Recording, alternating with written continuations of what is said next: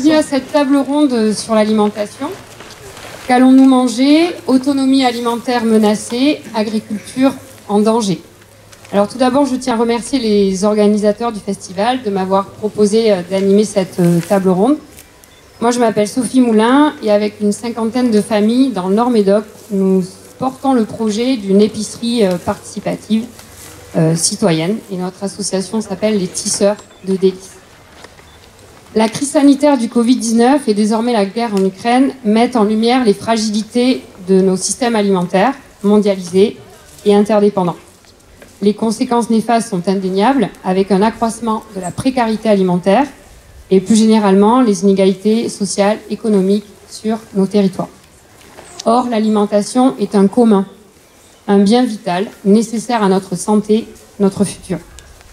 Nous prenons conscience que notre résilience alimentaire collective peut être la solution. La tâche est importante, mais pas impossible. Des initiatives en faveur des systèmes agricoles et alimentaires durables et solidaires foisonnent sur notre territoire. Nous accueillons aujourd'hui tout un public d'acteurs, de citoyens, mais aussi 5 invités pour en parler.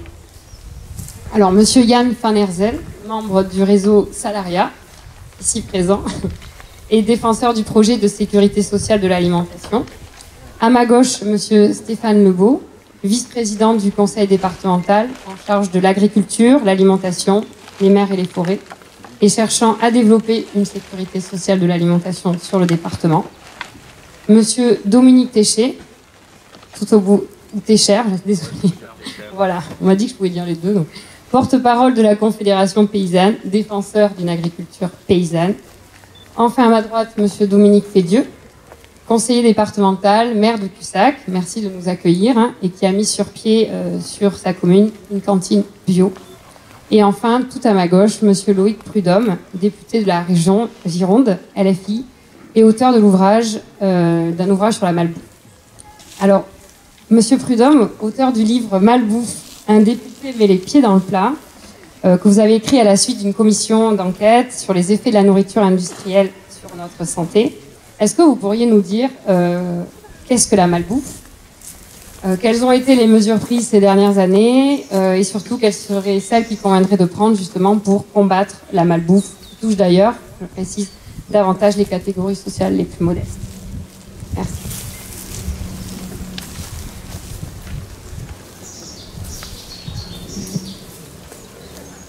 Merci bien, merci Stéphane. J'ai combien d'heures pour développer sur la question? 3 minutes. En 3 minutes ou Non, entre 5 et 7. Entre 5 et 7, waouh, c'est chaud. Alors je ne sais pas si j'aurai le temps de répondre aux questions sur les mesures correctives à prendre, mais je pense que c'est intéressant effectivement de se mettre d'accord sur le vocabulaire et sur ce qu'on on part pour parler de quel type d'alimentation on a besoin, peut-être déjà de qualifier la malbouffe pour pouvoir du coup proposer des modèles ou des solutions alternatives. Moi j'ai mené cette commission d'enquête parlementaire sur la nourriture industrielle qu'on a qualifiée malbouffe après parce qu'il nous semblait que c'était un point effectivement important que de pouvoir qualifier cette nourriture industrielle, de voir quelles étaient ses implications sur notre santé mais aussi sur les modèles de production qui sont sous-jacents et qui le déterminent. Alors, il y a une question sur laquelle aujourd'hui personne ne discute, c'est la nécessité d'avoir une nourriture industrielle. La question c'est de quelle nourriture industrielle on a besoin. Pourquoi on discute plus sur la nécessité de ça? Et c'est pas que je m'en réjouisse ou quoi, c'est juste un constat, c'est qu'aujourd'hui avec nos modes de vie qui ont beaucoup changé, beaucoup évolué, le travail nomade, la généralisation du travail féminin qui est une conquête sociale, le temps de cuisine qui a baissé, tout ça fait qu'aujourd'hui nous sommes des consommateurs d'un service alimentaire. Et donc en fait la nourriture industrielle elle se met en réponse à ce besoin d'un service alimentaire. Et comme je dis, on peut s'en réjouir ou le déplorer. Moi de mon côté je le déplore, en tout cas sur ce que est devenu la nourriture industrielle, mais c'est un fait. Et donc voilà, on a cette nourriture industrielle qui est présente. Et aujourd'hui, comment on qualifie cette nourriture industrielle, ou en tout cas comment on peut distinguer une nourriture industrielle qui pourrait encore être acceptable de ce que j'appelle la malbouffe. Alors c'est quoi la malbouffe? Est-ce que c'est seulement le McDo? Oui, c'est le McDo, mais c'est pas seulement le McDo. Ce sont tous ces aliments aujourd'hui transformés ou ultra transformés qui sont porteurs de quantités de sel, de sucre ou d'acide gras qui sont hors de toute proportion, en tout cas bien au-delà de ce que préconise l'Organisation mondiale de la santé, l'OMS, qui nous dit qu'on doit consommer en gros 5 grammes de sel par jour, 25 grammes de sucre et 2,2 grammes d'acide gras, et nous sommes au double dans nos rations habituelles, voilà, sans forcer. Ce sont aussi, la malbouffe, c'est aussi ces aliments ultra transformés que j'ai évoqués et que l'on reconnaît d'une façon assez simple, c'est qu'en fait, ce sont des aliments qui n'ont pas de matrice, qui sont recomposés à partir de briques élémentaires produits par l'industrie agroalimentaire. Aujourd'hui, quand vous produisez des pois protéagineux, c'est pas pour faire une purée de pois. C'est parce qu'on va pouvoir tirer de ça des protéines du pois et qu'on va vendre à l'industrie agroalimentaire des protéines du pois. On va vendre de l'amidon de maïs, qu'on va vendre du fructose, qu'on va vendre du sucre inverti, des produits, des protéines de lait, de l'hydrolysate, des peptides, etc., etc. Avec ces briques élémentaires produites aujourd'hui par notre système agricole, en tout cas c'est comme ça que l'industrie agroalimentaire le transforme, avec 1000 briques élémentaires, aujourd'hui l'industrie agroalimentaire, en recomposant ces briques, produit 500 000 aliments différenciés. Et c'est là que l'on commence à vraiment à pointer du doigt et à regarder, à voir ce que la malbouffe peut être, c'est qu'à partir de ces 500 000 briques différentes, pour avec les mêmes composés distinguer un surimi de poisson d'une mousse au chocolat, je vous la fais un petit peu caricaturale mais à peine, ça veut dire que ce sont des aliments qui embarquent aussi massivement des additifs pour pouvoir faire cette distinction.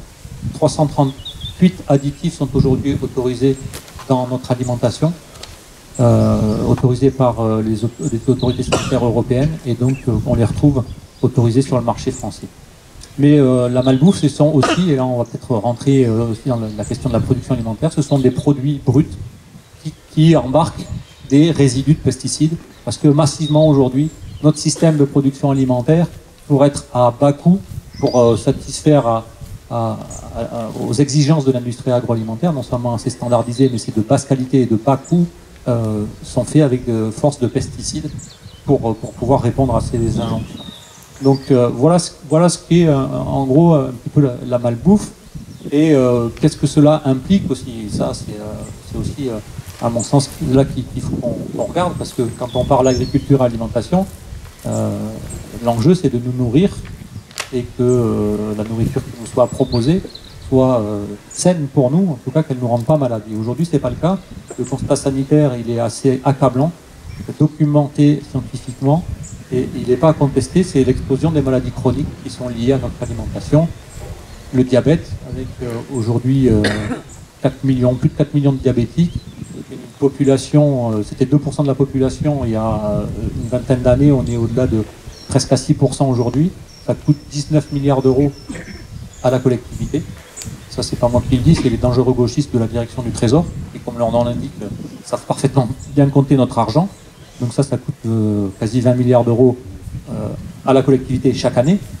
La question de l'obésité, avec aujourd'hui 49% de la population qui est en surpoids et 17% qui est en situation d'obésité. Pareil, un coût renseigné, documenté de 20 milliards d'euros par an pour la collectivité.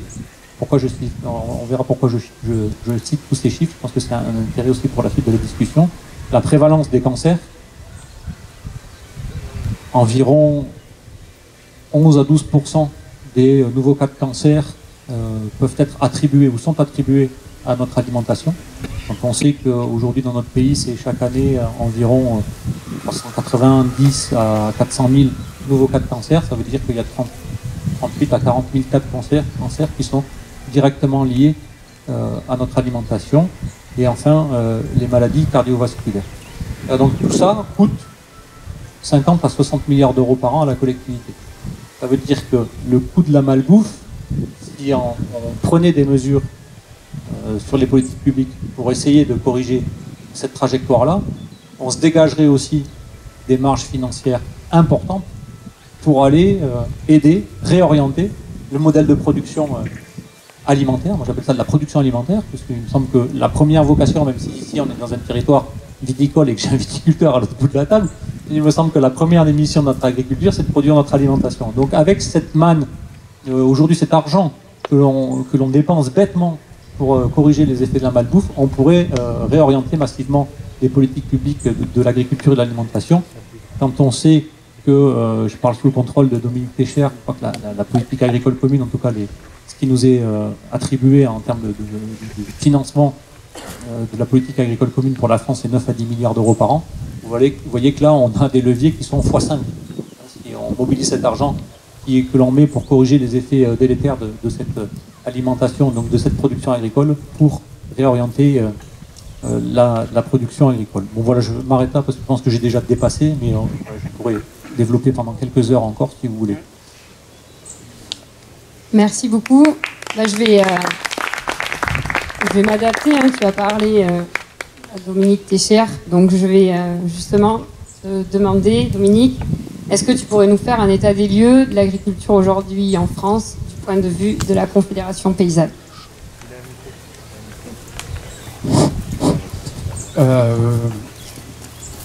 Oui, alors je n'ai pas une vocation à balayer tout. Hein.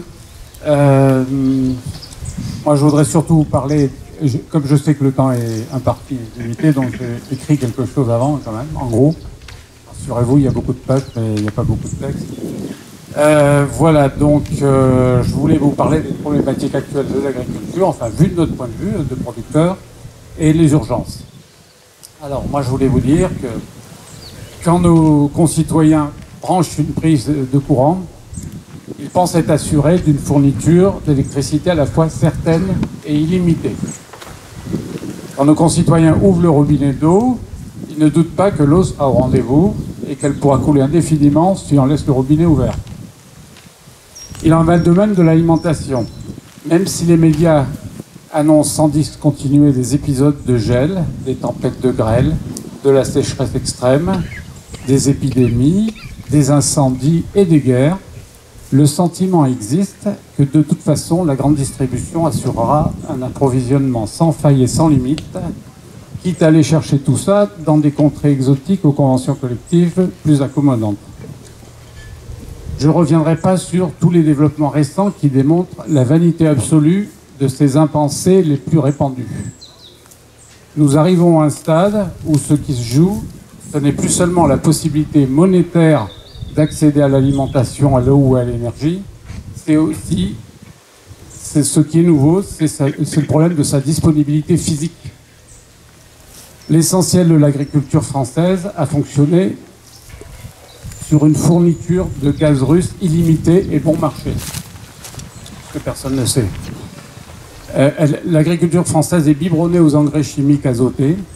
Ceux-ci sont synthétisés avec du gaz naturel et l'énergie qui sert à leur synthèse, c'est aussi du gaz russe, du gaz naturel russe.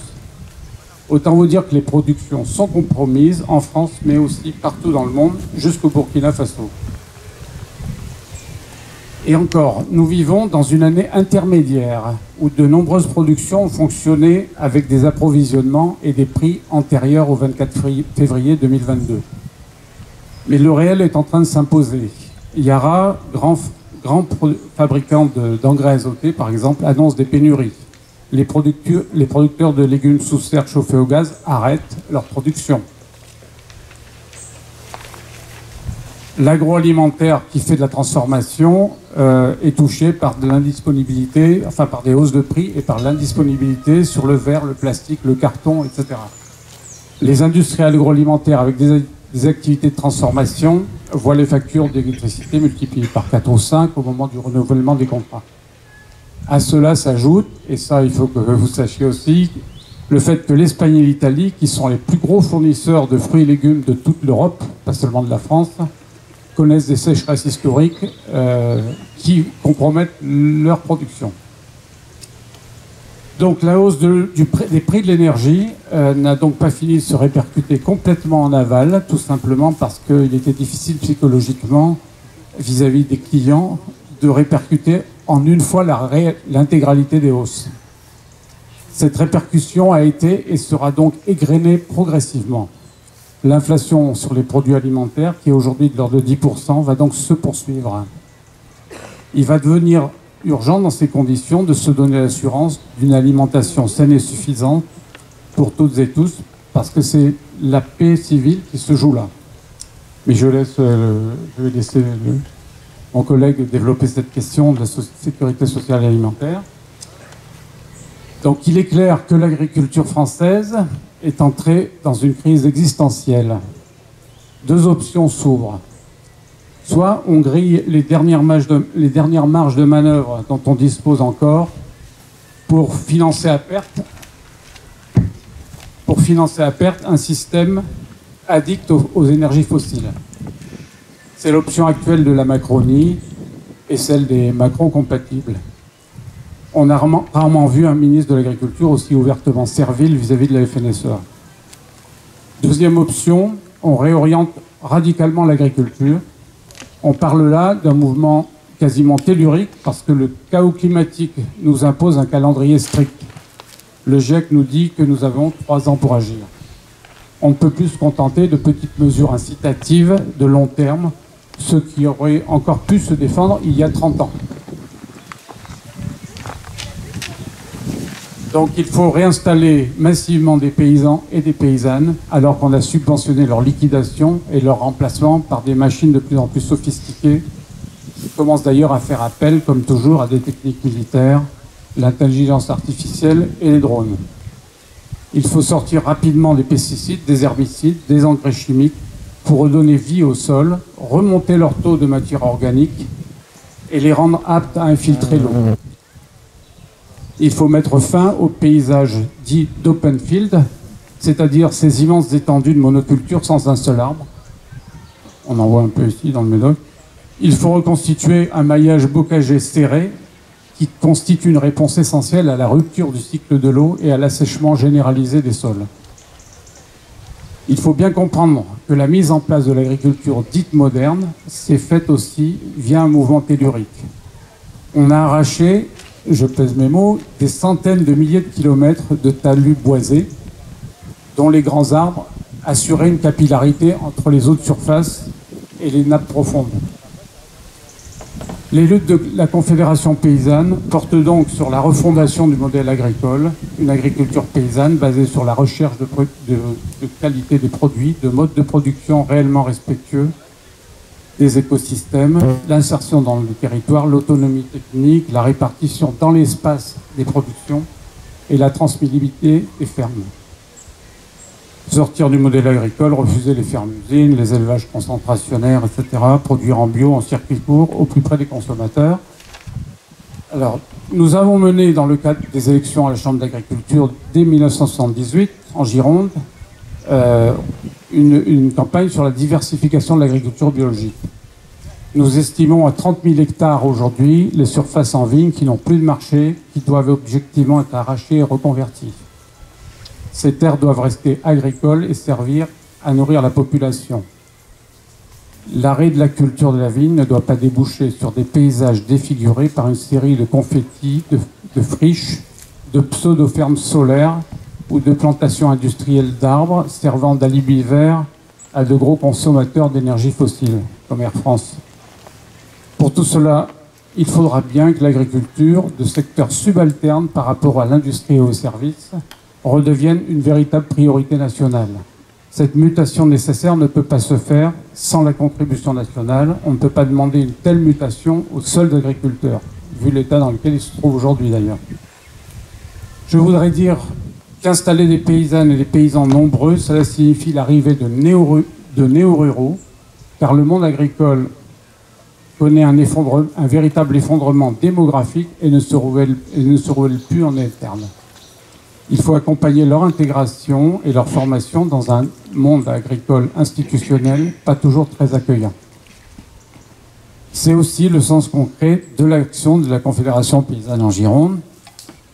Et pour finir sur une bonne note, quand même, je voulais vous dire que les projets de bassines sont des catastrophes, sont remis en cause justement par le prix du kilowattheure. Et ça, c'est une bonne nouvelle.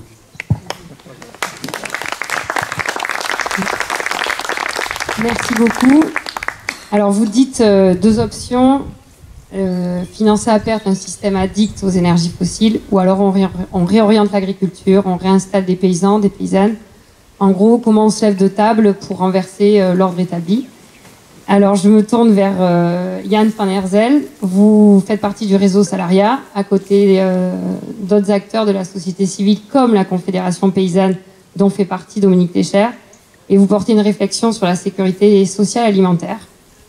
En quoi elle consiste, cette sécurité sociale de l'alimentation, pardon, à quand une carte vitale de l'alimentation?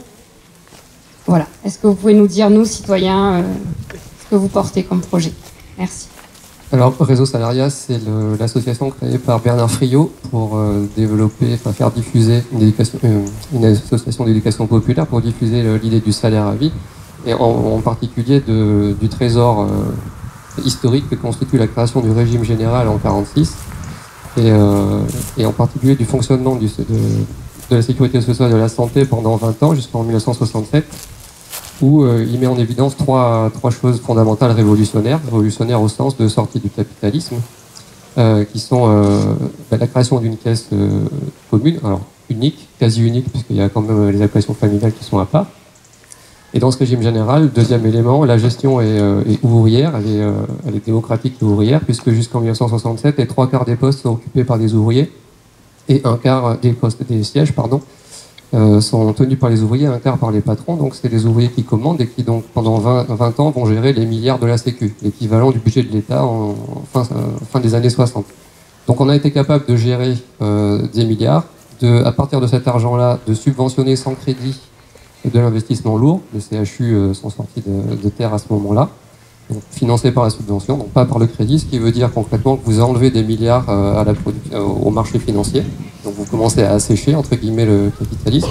Et la deuxième chose qui a été inventée, c'est le statut de la fonction hospitalière, qui veut dire concrètement que les soignants se lèvent le matin pour soigner, uniquement soigner. Leur salaire correspond à une production de soins, et ils ne vont enrichir aucun capital par leur travail. Et donc, fort de cette découverte, ou de cette redécouverte, l'idée vient ensuite d'étendre cette cotisation, la cotisation sociale, donc, qui permet de faire toutes ces avancées, et de se dire, si on a été capable, si on est encore capable aujourd'hui de produire notre santé, même si le modèle est bien attaqué, mais sur le modèle de 46-67, si on a pu produire la santé en contrôlant cette production, alors pourquoi ne pas le faire sur d'autres secteurs du bien commun? Et on a choisi, tous les secteurs communs ont été choisis, mais en particulier l'alimentation, parce qu'il est plus porteur, les gens sont plus concernés par l'alimentation que par les transports en commun ou autres. Voilà comment on arrive à ça. Se crée un collectif, au moment où Bernard a cette réflexion, des ingénieurs agronomes d'ISF Agrista ont l'idée d'une carte vitale qui permettrait, donc une deuxième carte vitale ou une autre, sur laquelle serait créditée une certaine somme. Donc pour fixer les idées, on parle de 150 € par mois et par personne, pour tous les habitants, ce qui fait un montant total sur une année de 120 milliards. Ces 120 milliards viendraient d'une cotisation supplémentaire sur la valeur ajoutée, toute la valeur ajoutée produite par les entreprises. Et avec ça, on entend gérer cette masse démocratiquement pour produire la production alimentaire décidée par les citoyens. Donc démocratiquement, la démocratie s'articulerait dans des caisses locales. L'échelon, on ne peut pas le savoir, c'est les gens qui vont le décider, mais on peut se figurer qui peut être à l'échelon départemental. On peut prendre l'exemple des caisses primaires d'assurance maladie et imaginer des caisses primaires de l'alimentation, dans lesquelles les citoyens auraient mis en place un système démocratique de représentation, de choix, tirage au sort, ou des collèges de producteurs, de mangeurs, etc. Ça, c'est pas nous qui pouvons. On propose des solutions dans le collectif, mais on ne peut rien affirmer. Encore une fois, c'est les gens qui vont s'emparer du projet qui vont créer les conditions de la démocratie à l'intérieur de leur propre caisse. Et ils vont décider dans ces caisses, donc, de qu'est-ce qu'on produit localement, comment on définit quels sont les salaires payés à tous les producteurs de la chaîne alimentaire. Donc il faut ne pas voir que la production agricole, qui bien sûr est centrale, mais il faut imaginer qu'on va sécuriser, conventionner tous les producteurs de la chaîne alimentaire. Donc conventionner, c'est-à-dire dans ces caisses, ce conventionnement veut dire on pourra acheter des biens et des produits produits selon les conditions de ce conventionnement, dans des magasins conventionnés et avec nos cartes vitales. Et cet argent, on l'a dépensé via les cartes vitales dans les caisses des magasins. pour Réseau Salariat, toute cette valeur ajoutée va retourner à la caisse, vu que ces 120 milliards, sur ces 120 milliards, on va payer tous les salaires des producteurs de la chaîne, qui seront en salaire à la qualification personnelle. C'est-à-dire, pour figurer, c'est l'équivalent d'un peu d'un salaire de fonctionnaire. Le salaire est attaché à la personne du paysan, de la vendeuse en magasin, de la personne qui travaille en abattoir, ou etc. S'il y a encore des abattoirs avec ce mode-là. J'aurais pas dû faire ça, ça me déconcentre. Je suis en train de dire, oui, le salaire attaché à la personne, c'est-à-dire qu'on le décorrèle de la voie de production. C'est-à-dire, prenons le cas d'un paysan, ben, si on lui attribue un salaire de 2000 euros net, il se lève le matin pour produire au mieux selon les conditions du conventionnement et au maximum, puisqu'il veut nourrir la population. Mais par contre, sa production ne mesure pas du tout son salaire. S'il produit beaucoup, ben, tant mieux, il aura compensé peut-être la production d'un côté qui aura produit un peu moins. Et deuxième chose que l'on propose de changer à Réseau Salariat, c'est la propriété. C'est-à-dire, pour sortir du capitalisme, vous devez sortir de la propriété lucrative. Et ça aussi, le modèle de sortie a été inventé par le régime général dans la santé. L'hôpital public n'appartient pas aux soignantes. Elles n'ont pas la propriété patrimoniale. C'est la caisse de sécu qui possède. Et par contre, elles en ont la propriété d'usage. C'est-à-dire que c'est elles qui organisent le travail dans l'hôpital. Et on imagine le même statut de propriété et le statut de travailleur d'un paysan sur sa terre. La terre appartiendrait à la caisse, donc elle ne lui appartient pas en propre. Par contre, elle lui est confiée en quelque sorte pour que lui la fasse fructifier au mieux et en respectant les règles du conventionnement décidées dans sa caisse locale. Cette bataille pour le contrôle de notre alimentation, elle s'inscrit pour Réseau Salariat en fait dans une bataille encore plus grande qui s'inscrit ce qui pourrait s'appeler la bataille pour le contrôle de la production.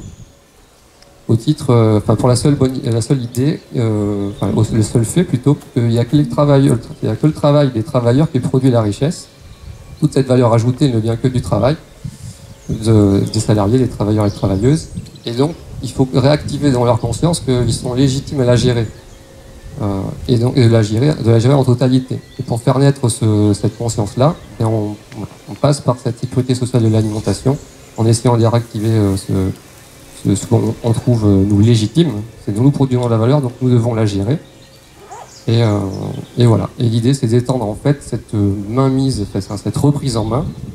C'est d'ailleurs le titre, je trouve bien choisi, du prochain film de Gilles Perret.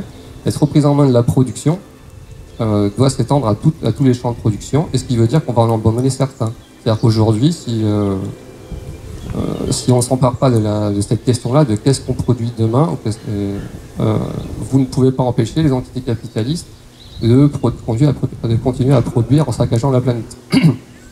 Donc c'est ça qu'il faut arriver à...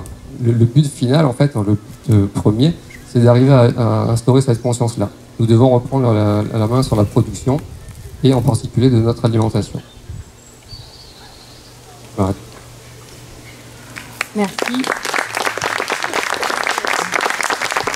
Donc là, quand tu as parlé de Bernard Friot, tu parles de choses révolutionnaires pour sortir du capitalisme. Et il y a un point qui est intéressant, qui dit la gestion démocratique. La cantine, finalement, c'est un lieu social, mais aussi un lieu de contrôle de notre alimentation. Toi, en tant que maire de Cussac, la cantine, c'est peut-être un moyen de se réapproprier notre alimentation. Est-ce que, Dominique, tu pourrais nous dire ce que tu as impulsé et tu continues d'impulser au sein de la cantine de ta commune, et peut-être rappeler la loi Egalin et les exigences au niveau de la restauration collective? Oui, merci. Donc en fait, ça fait plusieurs années que la commune adhère à une association qui s'appelle 1 Plus Bio, qui est un réseau national que certains d'entre vous connaissent. Vous retrouverez sur Internet pas mal de choses, notamment là ils ont sorti pas mal de guides pratiques. Et on avait en fait sur le bio au niveau de la restauration scolaire, alors je suis moi-même viticulteur bio, donc c'est vrai que d'ailleurs je connais un peu Dominique sur d'autres activités. Moi j'avais envie effectivement d'introduire du bio dans la restauration scolaire de la cantine. mais je voulais que ce soit aussi du bio local. Parce que vous savez qu'il y a toujours parfois la difficulté, on se dit on veut du bio, mais il est produit où, comment, etc., etc. Enfin voilà, faut pousser aussi ces questions-là. Et j'avais envie que ça ait un impact aussi sur le développement agricole local. En 2015, quand donc on avait déjà commencé à introduire un peu de bio dans la restauration scolaire, on avait travaillé avec Élodie Aubert, paysanne boulangère de Saint-Vivien, pour que au moins le pain soit issu de ces farines. Alors c'était pas du pain bio en tant que tel, mais c'était au moins du pain qui enfin, pour moi, le pain, la farine, c'est quand même la composante essentielle. Donc, j'avais au moins une composante bio au niveau de ce pain. Et puis après, sur l'aspect, en 2015, en rencontrant divers acteurs de l'association Un Plus Bio, dont Gilles Perrol, à l'époque, était président de l'association, élu à Mouan-Sartoux, ayant créé une régie agricole communale. À partir de tous ces exemples-là, nous ici sur la commune, on n'a aucune production maraîchère. On a de l'élevage, on a effectivement de la viticulture, un peu de grande culture, mais de manière résiduelle. Et effectivement, on n'a pas du tout de maraîchage. Et puis les maraîchers locaux sont souvent, ils ont leur marché via les AMAP, via les marchés, via la vente directe et divers autres débouchés. Et c'est vrai que la restauration scolaire, c'est compliqué parce que c'est pas forcément sur toute l'année. C'est-à-dire la restauration scolaire aussi, elle ne fonctionne pas l'été, au moment où effectivement on a le plus de production légumière. Donc ça peut être aussi hasardeux et compliqué pour des producteurs de s'engager vers ce type de clientèle-là, parce que effectivement, comment font-ils aussi sur ces périodes de creuse, même si nous, dans notre cas, en tant que tel, on a effectivement un centre de loisirs qui continue à occuper l'école et il y a une production de repas qui se poursuit. Donc une fois qu'on a fait un peu tout ce tour, on a décidé en fait de créer une régie agricole au niveau de la commune, donc d'embaucher un ancien maraîcher bio au sein des services techniques de la commune pour développer des espaces nourriciers sur du foncier communal autour du stade de foot dans le centre-bourg, et puis on a aussi le verger qui est là juste à côté, donc en plein dans l'enceinte du Fort Médoc. On a planté une centaine d'arbres fruitiers issus du conservatoire végétal régional. Et donc on a commencé en 2018 avec cette production maraîchère, en montant progressivement, en faisant des investissements de manière progressive, en élevant le niveau fourni aussi à la restauration scolaire. Aujourd'hui, on ne fournit que 40% à peu près des légumes utilisés via la régie agricole. On a un objectif de 100%. Pour arriver à 100%, il nous faudrait juste 1 hectare de production maraîchère, en sachant que dans le même temps, on fournit aussi des familles qui sont inscrites au CCAS et qui ont des difficultés effectivement d'approvisionnement alimentaire. Parfois aussi sur les surplus, on propose aux habitants, à des habitants qui ont d'acheter effectivement ces légumes-là aussi. On a créé un jardin partagé, les écoles se sont emparées aussi du sujet. Il y a des animations pédagogiques autour des jardins. Donc ça met une dynamique particulière, souvent intergénérationnelle, et on ne s'est pas arrêté là, c'est-à-dire qu'on a dit quelque part il faut qu'on améliore aussi notre autonomie alimentaire au niveau du village, donc il faut aussi qu'on encourage la population à relancer une dynamique de jardin potager. Donc on fait depuis 2 ans maintenant une manifestation qui permet un achat de plants potagers. On a à peu près 25% des familles aujourd'hui qui se sont remis un petit peu au potager. Alors il y a toujours des historiques dans un village.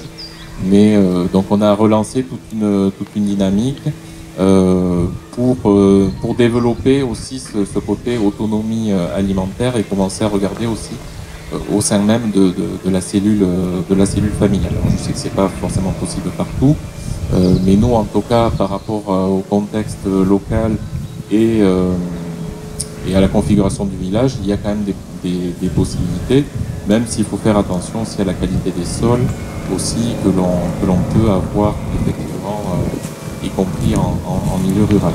Sur la loi Egalim, normalement en 2022, il y avait un objectif que dans la restauration scolaire, il y ait au moins 50% des produits agricoles issus de production durable et à minima donc 20% de bio ou de conversion bio.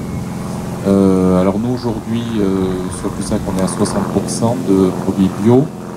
On a aussi avec toujours on a l'objectif de 100% mais on y va par palier. Et pour cela aussi on a adhéré à un label qui s'appelle le label En Cuisine, qui est suivi par Ecocer et qui met un certain nombre de niveaux et d'exigences. Donc on est audité tous les ans aussi, on est contrôlé. Et ça nous permet aussi d'avoir un réel suivi. Parce que la difficulté de commune, nous c'est 2300 habitants, Cussac. La cantine aujourd'hui c'est à peu près, on va dire, allez, c'est autour de 200 repas qui sont servis chaque midi. La difficulté que l'on peut avoir au niveau des services, c'est aussi dans le suivi, l'évaluation. Et c'est vrai que cet audit d'Ecocer, c'est important aussi pour nous parce que ça marque, ça nous permet aussi d'avoir un suivi et d'aller au-delà. C'est-à-dire on a fait un gros travail aussi sur le gaspillage alimentaire pour réduire, parce qu'on pourrait se dire le bio ça coûte plus cher, etc. C'est pas forcément vrai. Ça nous oblige aussi à repenser différemment les repas. On a aussi un repas forcément végétarien par semaine, mais ça c'est pas une innovation parce que c'est une obligation aussi maintenant légale.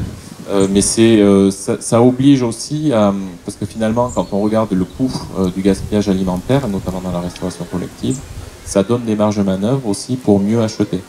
Et on a peut-être un coût denrée qui est un peu plus élevé, mais quelque part, quand on voit tout ce qui est jeté dans la restauration scolaire collective de manière générale, on trouve là réellement des marges de manœuvre. Et puis les grammages, les fameux grammages qui sont indiqués, d'ailleurs ce ne sont que des indications, vous avez tout un tableau avec des grammages recommandés, tant de céréales, tant de etc.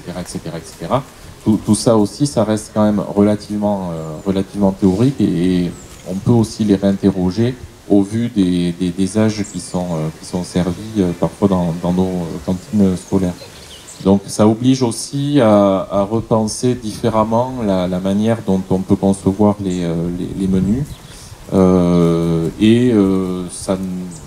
l'heure actuelle, le fait aussi qu'on fournisse nous en régie, notamment sur cette partie-là, on n'a pas eu d'augmentation et de problématiques de coûts à gérer.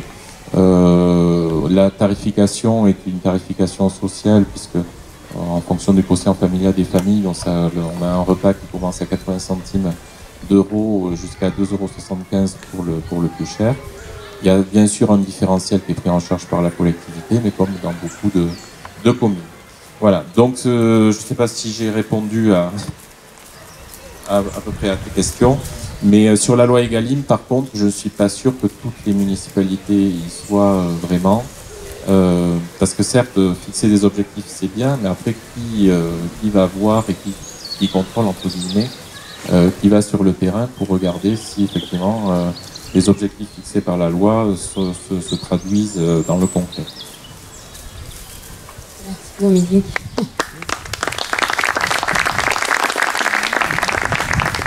Donc petit à petit, ton village gagne en autonomie alimentaire. Il gagne en résilience. Alors je me tourne vers Stéphane Lebeau. C'est vrai qu'avec Gironde Alimentaire, le département agit pour que le territoire gagne en résilience. Est-ce que tu pourrais nous dire de la production à la consommation, quelles seraient les traductions concrètes de cette stratégie de résilience? Et après, moi, je t'ai beaucoup vu cet été sur le terrain. On a quand même 32 000 hectares de végétation qui ont brûlé en Gironde. Des feux qui ont pu prospérer grâce à des températures caniculaires, la sécheresse, qui ne sont que des signaux du changement climatique. Et on a eu aussi un épisode de grêle en juin dernier qui a fortement touché la profession agricole. Et je voulais voir si tu avais le temps, en 7 minutes, d'intégrer aussi la question comment on pourrait mieux sécuriser nos agriculteurs.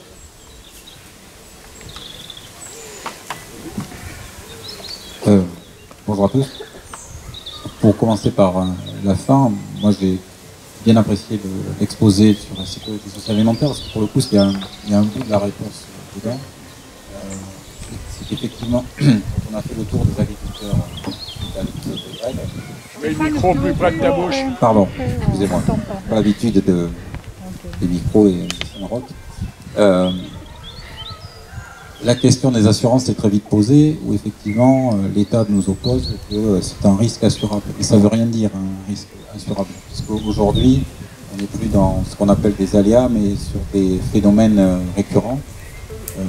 Donc on parle aujourd'hui de la grêle, mais il y a tout un tas de phénomènes violents climatiques qui vont se multiplier et qui impactent l'agriculture et notre capacité alimentaire. C'est ça dont on parle aussi aujourd'hui. Donc le système assurantiel ne peut pas être la réponse à ces problématiques-là. Et aujourd'hui, on voit bien qu'il y a des grands groupes d'assurance qui compris se retirent de ces secteurs-là parce que, on se dire très clairement, ça ne rapporte pas. Donc il y a effectivement des aléas, comme ils disent chaque année, bon, ça vaut plus le coup. Donc du coup, le système de sécurité sociale alimentaire tel qu'il a été présenté répond à cette question. Puisqu'effectivement, déjà, la condition salariale des agriculteurs est garantie. Peu importe les conditions de production, le salaire est assuré. Et après, effectivement, moi je porte, alors je ne sais pas comment on l'a pas construit, mais comment la protection et la garantie, on va dire, des productions agricoles et alimentaires, elle se fait de façon solidaire et nationale. Comme il peut y avoir une sécurité sociale aujourd'hui. En gros, c'est la solidarité nationale qui protège notre agriculture et notre alimentation. Je le dis un peu de façon schématique, mais c'est un peu l'idée. En gros, c'est pas la problématique alimentaire, c'est pas la problématique unique des agriculteurs, c'est notre problématique collective. Nous, effectivement, on mange, on ne plante pas forcément ce qu'on mange, mais c'est pas que le problème du maraîcher si effectivement il y a un dégât. Il faut qu'il y ait une solidarité nationale. Donc, je pense que la sécurité sociale alimentaire répond pour partie à cette question-là. Après, sur le reste de la question, on l'a vu cette année, on l'a déjà vu dans les années précédentes, mais cette année, c'était très criant. L'urgence alimentaire, elle nous a pété à la gueule. C'est-à-dire qu'aujourd'hui, on n'a pas la garantie qu'effectivement, demain, on ait ce qu'il faut à manger dans l'assiette. Enfin, Dominique l'a bien dit, mais je pense que ça commence à cheminer. Alors les gens ne veulent pas trop y croire, mais quand même. Pénurie d'eau, grêle, voilà. On n'a pas la garantie d'eux. Donc ça veut dire qu'il faut qu'on priorise les choses et qu'il faut qu'effectivement on décide de ce qu'on plante. Voilà. Il faut qu'on les décide collectivement. Donc là aussi, on en revient encore à la sécurité sociale alimentaire qui paraît comme ça utopiste, mais je pense qu'effectivement il faut qu'on aille vers ça. Et aujourd'hui, sur notre département qui est quand même à moitié viticole, la problématique de l'arrachage se pose de façon très virulente. J'ai pu rencontrer un collectif d'agriculteurs là dernièrement qui effectivement appelle effectivement à l'arrachage primé, l'arrachage définitif, pour effectivement déjà se renflouer parce que ce sont quand même des gens qui sont tendus financièrement, endettés jusqu'au bout, alors qu'ils ont travaillé toute leur vie. Et après se poser la question de ce qu'on fait après. Je rejoins ce que dit Dominique, il y a hors de question effectivement de planter de la forêt, c'est très bien la forêt. Je pense qu'on a une urgence alimentaire, il faut qu'on regarde ce qu'on peut y mettre. Je sais qu'il y a des viticulteurs que tu peux rencontrer dans le Blayais qui reviennent à de la polyculture, de diversification, que nous, le département, qu'on soutient pour effectivement avoir un volet viticole, mais à côté un volet élevage par exemple, ou d'autres cultures. C'est-à-dire qu'autrefois, l'agriculture elle était quand même multiple. C'est-à-dire que l'agriculteur il s'était rarement spécialisé dans une seule culture. C'est-à-dire ça c'est des choses qui sont arrivées après-guerre où effectivement on a expliqué aux agriculteurs qu'il fallait qu'ils se spécialisent parce que ça rapportait plus, que c'était mieux, que l'économie d'échelle, etc. productivité. Et que donc chacun s'est spécialisé, maïs, céréales, vignes, élevage. Et aujourd'hui on en revient un petit peu, vu qu'en plus c'est compliqué avec les aléas climatiques et autres. Bon, les agriculteurs se disent si je mets tous mes œufs dans mon panier, c'est compliqué, donc effectivement la diversification revient un petit peu à l'ordre du jour et je pense que c'est une partie de la solution. Il y a une autre question aussi que j'aimerais aborder, c'est la problématique, et Dominique l'a un peu abordée, sur le public agricole. Donc aujourd'hui on est sur un public vieillissant, on a une pyramide qui est hallucinante, c'est-à-dire que c'est entre 50 et 60 ans. C'est-à-dire que dans les 10 ans qui viennent, on a une grosse partie des agriculteurs qui partent, ou 50 qui partent à la retraite, quoi. Et derrière, effectivement, c'est ce qu'il a dit, on n'a pas la suite, quoi. Et ça, c'est quand même très très inquiétant. On n'a pas la suite parce que très concrètement, quand on voit son père ou son grand-père qui galère, on n'a pas forcément envie de prendre la suite. Et donc, effectivement, on a des néo-ruraux qui tapent à la porte, qu'il va falloir effectivement fortement soutenir. Et l'accès au foncier est très compliqué. L'accès aux exploitations, tout bonnement aussi, parce que quand on sort d'un système agricole où effectivement il a fallu investir, s'endetter dans du matériel, dans des bâtiments, dans de la terre, etc. Aujourd'hui, ce sont des exploitations qui sont intransmissibles. C'est-à-dire qu'il faudrait emprunter sur 50 ans pour pouvoir acheter ce genre de choses. Donc on a aussi là un système qui est à bout de souffle et qu'il faut qu'on retravaille. Donc l'idée d'effectivement, pour le coup c'est révolutionnaire. La terre n'appartient plus aux agriculteurs. Je pense qu'il y a un sacré travail, un sacré chantier. Moi je partage, je ne suis pas agriculteur, mais effectivement c'est une part de la solution parce qu'effectivement on enlève un gros morceau et du coup on n'utilise plus que la terre qui est à tout le monde et on produit, on est propriétaire de la production par exemple. Donc oui, ça c'est aussi une autre question. Et après, il y a aussi qu'est-ce qu'on veut produire, la problématique de l'eau. On a un peu vaguement abordé, mais il y a certains départements où ça s'est posé de façon criante, et chez nous aussi sur certains aspects. Donc qu'est-ce qu'on plante pour pouvoir assurer notre alimentation tout en gérant la question de l'eau. Le maraîchage, on veut en faire, mais peut-être que ça consomme beaucoup d'eau. Voilà, je crois que j'ai à peu près fait le tour. J'ai peut-être pas tout répondu à toutes tes questions, mais je pense qu'il y a une partie, et puis dans le débat, on répondra. Hein, oui, je parlais de diversification. C'est complètement. J'ai répondu au débat. C'était ma proposition. Merci beaucoup. Maintenant, on va laisser place au public. Je voulais juste faire une petite précision. Les femmes produisent 70% de la nourriture dans le monde, 80% du travail domestique. Dans le régime général, ils disent, lorsqu'on parle d'alimentation, il faut parler forcément des femmes. C'est elles qui portent la charge de nourrir, charge mentale de l'organisation, charge concrète et réalisation, préparer les menus, faire les courses, la cuisine, donner à manger. Alors je veux bien qu'on commence par une femme. Et ensuite, on fait un homme, une femme, un homme, une femme. Voilà.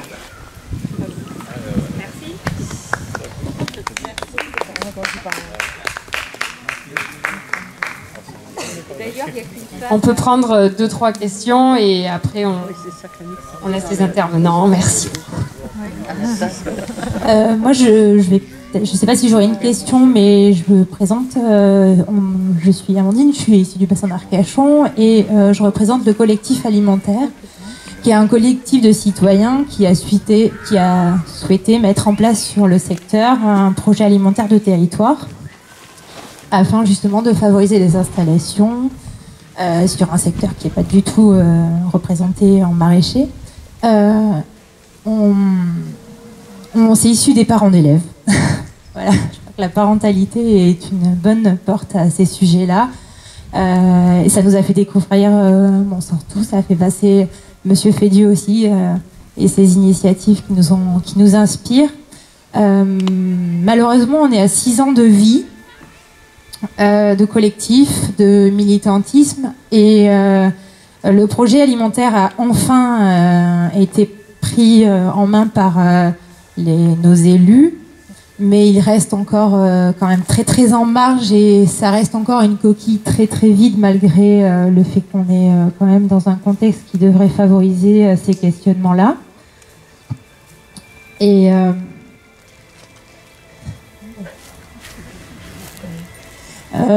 oui, je crois que on ne sait plus par quel bout aborder ce sujet, parce que quand on est arrivé avec ça et qu'on est arrivé au département, parce qu'on a été accompagné par le Labo Mobile, on arrivait avec un projet qu'on pensait indiscutable en fait. C'est bizarre, mais ça engageait tout, ça engageait les écoles, ça donnait du sens à des politiques éducatives qui n'ont plus aucun sens. Je veux dire, parler alimentation aux enfants quand ça, on ne sait pas d'où ça vient, qu'on leur met pas les mains dans la terre, etc. Donc, il nous semblait que ce projet alimentaire, il était beau et grand.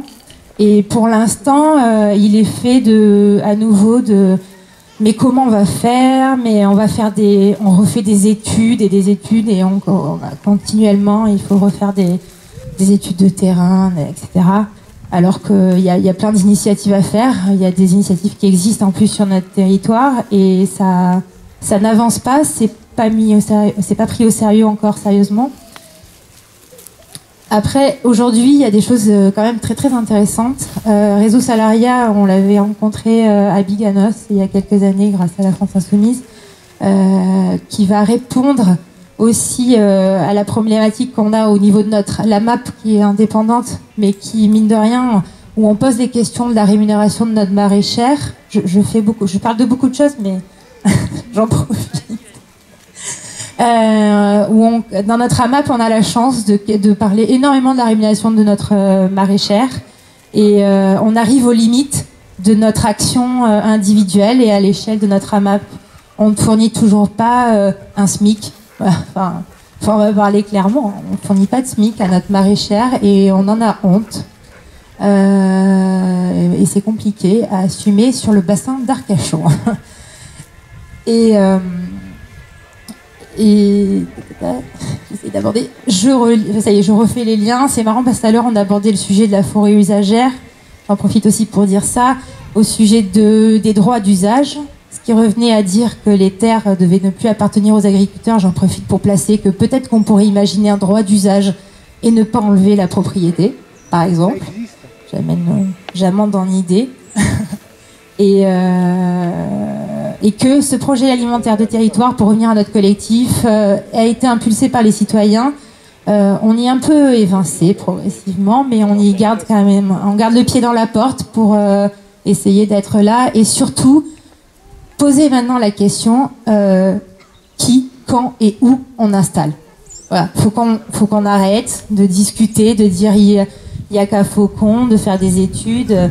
Je pense qu'il y a des choses qu'on peut faire et là on a besoin d'installer des gens. On a des porteurs de projets qui aimeraient venir s'installer. On a des éleveurs. On a une dame qui est partie avec son projet avec ses chèvres. Voilà, on perd tout ça parce que quand tout est privé, on est privé de tout et il n'y a plus de terre. La SAFER est incapable de faire des préemptions parce que il n'y a pas de prix. En fait, on n'a pas assez de ventes au prix agricole. Parce qu'en fait, pour pouvoir faire des préemptions au prix de l'agricole, il faut qu'il y ait un référentiel sur le territoire. Et quand il n'y a jamais de vente de ce type-là, ou que toutes les ventes qui se font au prix de complètement fou, je sais plus. On est là, les dernières, c'est... Jean-Marc, on est à quoi le prix de l'hectare chez nous? On a des ventes à 300 000 € l'hectare, quoi. Enfin, je veux dire, pour de la terre agricole, enfin, c'est juste intolérable. Et même les porteurs de projets n'arrivent pas à faire intervenir la SAFER eux-mêmes. Ils ont besoin d'être portés par la mairie. Donc, on a une maraîchère qui s'est installée à Salles et qui a pu faire préemption uniquement parce qu'elle était soutenue par la mairie. Voilà. Sans ça, voilà, cette SAFER qui devrait aider, elle aide que les gros, mais elle aide pas ces petites installations-là. Donc ça aussi, c'est des choses qu'il faudra travailler et discuter et encore en fait faire des initiatives et les donner en exemple pour que ça serve quoi et que ça fasse des petits progressivement. Et bon voilà, j'ai assez accaparé comme ça, j'espère. J'ai tout dit. Compléter. Alors, je te laisse compléter. Parce qu'après, j'ai une question là-bas.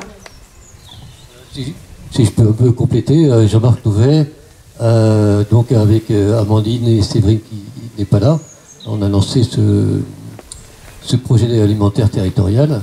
Donc, effectivement, maintenant, on se demande un petit peu où ça va.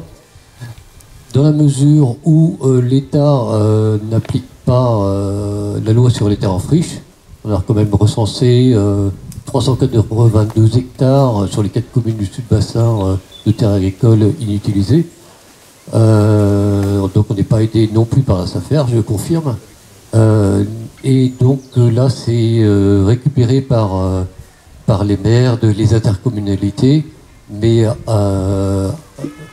aucun nous n'a installé d'agriculteurs, n'a permis que ce soit possible, alors que on nous promettait des zones agricoles protégées à Gujan-Mestras, que Bruno Lafont, le maire de Biganos, a classé une partie, je crois 100 hectares en agricole, mais nous a pas aidé.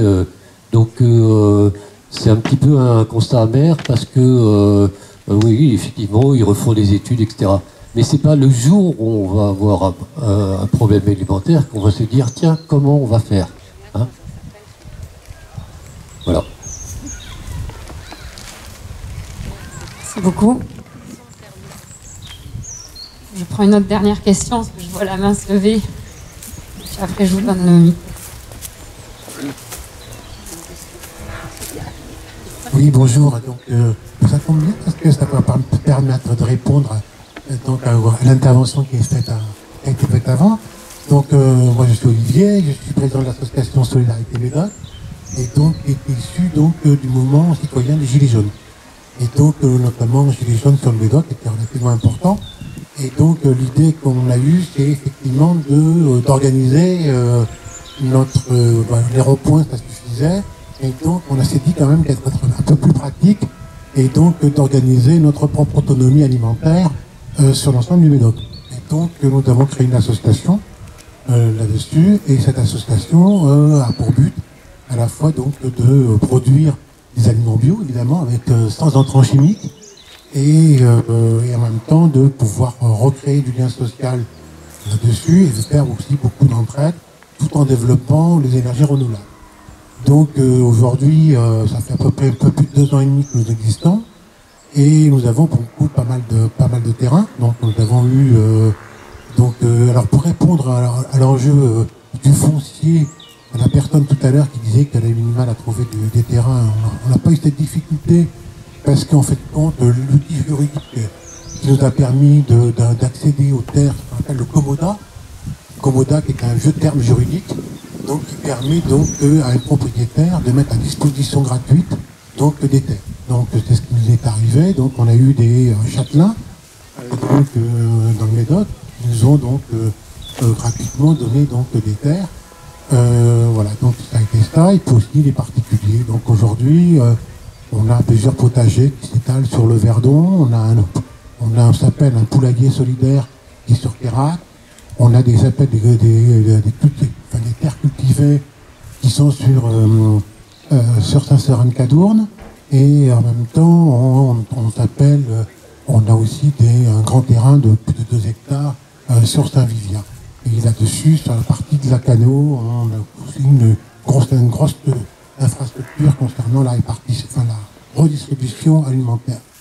Donc voilà, et donc simplement vous dire que c'est pas que de la production alimentaire qu'on fait, même si on en fait beaucoup, on fait pas mal de vergers, etc., et de potagers, mais on a effectivement aussi beaucoup de liens sociaux, beaucoup aussi, donc on développe évidemment les énergies renouvelables, donc toutes nos Par exemple, notre poulailler est entouré d'une grillage électrique entièrement autonome au point de vue électrique, donc servi par le solaire. Donc toujours l'idée d'être, donc on a des puits solaires pour l'eau, etc. Et on a été évidemment aidé, alors on a été aidé extrêmement bien par les institutions d'ici, donc notamment l'éduc qui se trouve en face de moi, qui s'appelle Dominique, donc c'est-à-dire le conseil général qui a été effectivement un appui très important, le conseil régional aussi, donc aussi dans la même temps, et en même temps de façon plus marginale le PNR, mais quand même qui est relativement important aujourd'hui. Voilà, donc on a eu des subventions qui sont très très importantes, puisque le premier budget était de l'ordre de 44 000 euros lors de la première année, et là on se tourne autour à peu près de 25 000 euros, à peu près à 30 000 euros pour la deuxième, troisième année. Donc l'idée c'est pour nous, c'est évidemment d'avoir un poste de salarié, ça c'est pas encore dit, et donc de pouvoir effectivement, donc aujourd'hui à peu près qu'il y a une centaine de familles qui vivent sur ces terrains-là. Voilà, merci. Merci. Messieurs, est-ce que l'un de vous cinq souhaite prendre la parole? Donc il y a les questions du PAT, donc des projets alimentaires de territoire, il y a les questions de l'accès aux fonciers.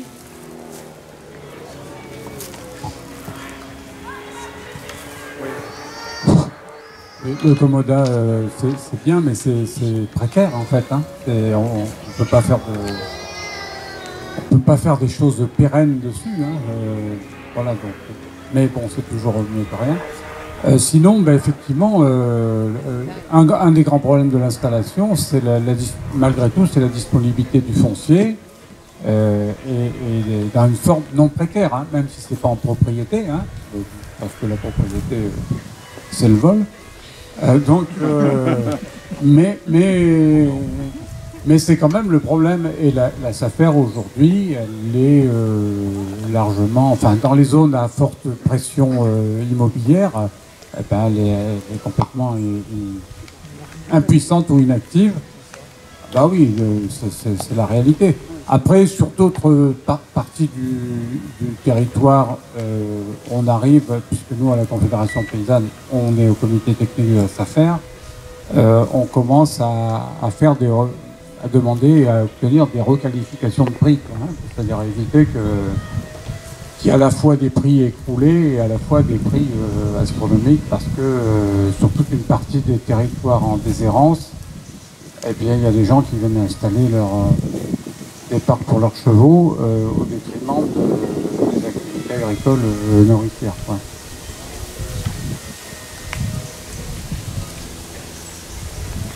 Juste un mot sur la SAFER, peut-être que tu pourras confirmer. Et il me semble que depuis quelques années, elle ne perçoit plus de l'État de quoi fonctionner et qu'elle prélève 8% sur les transactions. Ce qui fait que du coup, elle est intéressée à faire se réaliser certaines transactions et pas d'autres. Voilà.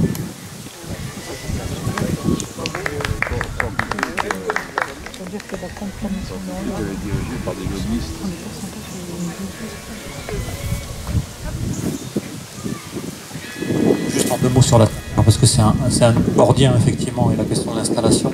C'est une société anonyme, c'est la société d'aménagement foncier d'établissement rural, une société anonyme avec mission de service public. Donc c'est pour ça que cette question disait, hein, ils se rémunèrent sur les transactions maintenant, donc ils ont intérêt à faire des transactions, et le fait que le prix soit haut ne les embête pas plus que ça. C'est aussi pour ça que dans les objectifs de réorientation complète des politiques de production alimentaire, il y a les questions de sinon primer la SAFER, en tout cas lui redonner de l'aide de mission ou en faire un établissement public foncier qui est une vraie lettre de mission, une vraie directive politique d'installer massivement les agriculteurs, parce qu'on n'a pas donné trop de chiffres, mais Dominique l'a évoqué, 400 000 actifs, un peu moins de 400 000 actifs agricoles aujourd'hui, d'ici 2030, 200 000, donc moitié moins, donc départ à la retraite, et donc on va vers 200 000, alors que le modèle qui serait aujourd'hui en mesure de répondre aux besoins, parce que la question c'est, on part des besoins, on voit qu'est-ce qu'on met en face pour y répondre, c'est ça la question. Et il nous faudrait 1 million de paysans pour répondre aux besoins aujourd'hui, d'avoir une production locale de bonne qualité, alors bio ou pas, c'est notre discussion, mais en tout cas local, sans intrants, et qui permettent de répondre aux besoins de la population. Donc ça, c'est l'état de la situation, et c'est vers là qu'il faudrait qu'on aille. Moi, ce que je dis, et le point de vue politique que l'on porte, et je l'entends aussi dans ce que disait Stéphane, c'est que c'est les politiques publiques qui ont amené le monde agricole à cette situation. Et finalement, c'est pas en stigmatisant les agriculteurs en disant mais vous faites mal, parce que c'est les politiques publiques, c'est le plan Pisani dans les années 60 hein, qui a emmené tout le monde vers standardisation, mécanisation, intrants. Parce qu'il fallait d'une part dégager de la main-d'œuvre pour les secteurs tertiaires dans d'autres activités, et puis standardiser, baisser les coûts. Donc ça, c'est une responsabilité politique que de faire le chemin dans le sens inverse. Et ce que disait Stéphane est fort juste, c'est que les gens, les agriculteurs, on leur dit il faut bifurquer, vous êtes dans une impasse. Ouais, mais ils sont pendus. Ils sont endettés, mais sur 3 générations. Donc moi j'ai beau jeu d'aller leur dire ah oui, non mais c'est pas bien ce que vous faites, il faudrait faire complètement autrement. Mais non, les politiques publiques vous ont amené dans cette impasse. Nous avons donc le devoir politique de vous aider, de vous appuyer pour le désendettement et pour engager la bifurcation. Si on n'aide pas à faire ça, c'est une impasse dans de laquelle on ne sort pas collectivement. Donc ça, je pense qu'effectivement, il y a des politiques départementales et régionales qui aident à ça. Et au niveau national, il faut qu'on ça a été évoqué aussi sur la question de l'installation qui est un défi. Il y a, un autre défi, c'est garantir un revenu aux paysans. Et donc ça, il faut aussi prendre conscience que aujourd'hui, ça a été une pente qui a été prise avec cette industrialisation de l'agriculture et de la production alimentaire. Aujourd'hui, quand vous mettez 1 euro d'alimentation dans votre assiette, 8 centimes revient aux producteurs. C'est juste honteux. C'est eux qui font le boulot, c'est eux qui passent leur jour, leur nuit et qui produisent ou qui devraient pouvoir produire dans des bonnes conditions. Ils gagnent 8% de la valeur ajoutée. Qui se goinfre? C'est bien ça la question. C'est tous les intermédiaires. Grande distribution, et là on fait aujourd'hui 80% de nos achats dans la grande distribution, et industrie de transformation. Donc là il y a un vrai souci. Et là c'est pareil, c'est aussi une responsabilité politique, et nous on l'avait porté dans la loi Egalim, c'est interdiction d'acheter des produits à des producteurs en dessous de leur coût de production. Ce qui aujourd'hui est encore possible, parce que ça nous a été refusé, et que tous les amendements qu'on avait déposés pour dire on n'achète pas en dessous du prix de production, c'est toujours pas réglé, et que là on est encore dans les phases de négociation de 2022 là, sur des prix agricoles qui sont encore dans des impasses, parce que la grande distribution, on trouve encore que les agriculteurs qui vendent en dessous de leur prix de production, c'est encore trop cher, donc on s'en sort pas. Et donc là, moi je pense que c'est un contrat national que l'on doit passer entre la population et son agriculture, pour savoir de quoi on a besoin et de comment on y va, et qu'on ne peut pas continuer à accepter que ce soit le marché, la main invisible du marché, vous savez, la main qui appuie bien sur la tête des agriculteurs pour les enfoncer, qui régule cette question-là. Et là, moi je milite pour, et vous l'avez compris aussi, et je pense que c'est, du coup, au regard, en tout cas en écoutant les uns les autres, je pense que c'est aussi partagé assez largement au sein de la NUP, c'est de faire en sorte qu'il y ait une forte reprise en main de l'État sur ces politiques agricoles qui sont des politiques de bien commun, comme on en parlait tout à l'heure pour la forêt. Donc voilà, ça c'est quelques éléments de réponse à ce que l'on a évoqué. En résumé, c'est quoi un agriculteur heureux? Alors on a une question de Xavier, membre des Tisseurs de Délices. Qu'est-ce qu'un agriculteur heureux? Oui, vous êtes tous des spécialistes. Donc je dirais, moi, si je veux me lancer dans l'agriculture, combien d'hectares je vais avoir besoin et combien de personnes je vais pouvoir nourrir avec ma superficie agricole, et parallèlement à ça, continuer mes loisirs, etc. Alors si vous avez une réponse à m'apporter, et là après derrière, si ce n'est pas possible, comment nous, citoyens, on peut pallier par rapport à ce que fait Monsieur Fédieu, à commencer à faire notre propre production chez nous. Voilà un peu, il y a beaucoup de questions, j'espère qu'il y aura beaucoup de réponses. Alors, d'autres questions? Bon, celle-là est déjà costaud. Ah, non, attends, il y a une fille d'abord. Je profite de spécialistes. Alors moi je suis désolée, je suis arrivée en retard, donc je ne sais pas trop si vous avez parlé de formation. Mais moi je suis confrontée pas mal sur le territoire par exemple sur le territoire du Saint-Émilionnais où je travaille, mais aussi pendant la campagne des législatives. J'ai été invitée par la FNSEA, comme tous les candidats, hein, pour... je ne sais pas si ça marche. Pour venir présenter le programme de la NUPES. Donc évidemment, je ne me suis pas pointée, moi, en tant que petite candidate LFI, parce que déjà... Je sais, oui. Ça marche de temps en temps. Donc je suis allée avec un ingénieur agronome qui en plus était de Montségur, donc l'endroit où on était invité. Je ne me rappelle plus du nom du viticulteur qui nous invitait, mais c'est le président du syndicat viticole de Montségur, qui nous explique doctement que donc lui, heureusement qu'il fait de la fraise, parce que sinon il est mort vu qu'il ne vend pas sa récolte, hein, comme beaucoup de viticulteurs malheureusement sur la 12e et puis en Gironde. Mais qui nous explique quand même que c'est pas lui, président du syndicat viticole, ce syndicat existant depuis 1936, qui va dire aux viticulteurs d'arrêter de faire du vin. Donc déjà, quand on entend un discours comme ça, c'est un peu curieux, quoi. On se dit, mais Dominique l'a dit tout à l'heure, enfin l'a rappelé, il y a 30 000 hectares, j'ai entendu 36 000, enfin bref, il y a beaucoup trop de vignes en Gironde. Et en fait, donc, le copain avec qui j'étais, Pierre Feulet, qui lui pratique de l'agroforesterie, qui a planté 750 fruitiers à côté de Montségur, là, avec un sol complètement ensemencé en luzerne, enfin bref, qui a des techniques agricoles qui rappellent un peu la bifurcation d'AgroParisTech, etc., quoi, qui a le même genre de discours.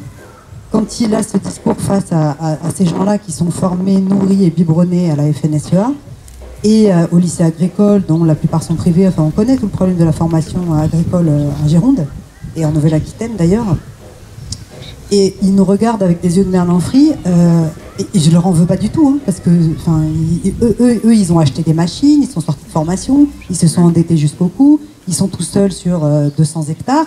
Quand on leur dit, t'arraches 2 rangs sur 3 puis tu plantes des lentilles, il y a un problème, de vision, en fait.